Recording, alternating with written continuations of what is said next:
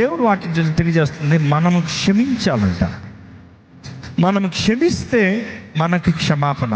ఏ రీతిగా క్షమించాలి అనేటప్పుడు చూస్తే ఎఫెసీయులకు రాసిన పత్రిక 4వ అధ్యాయం.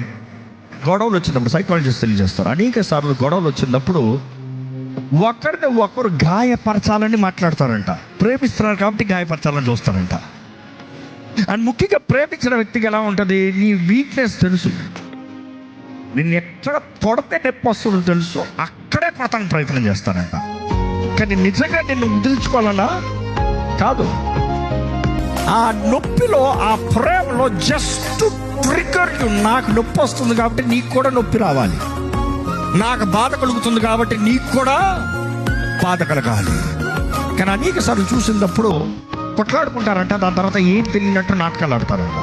నేను అట్లా అనలేదే, అది కాదు ఉద్దేశం అన్న కూడా అన్నావు,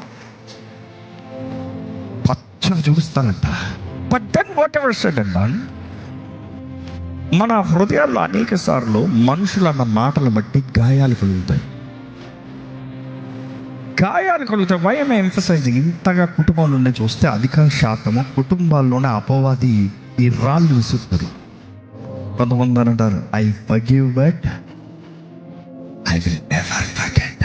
నేను క్షమిస్తానేమో కానీ ఎప్పుడు మర్చిపో.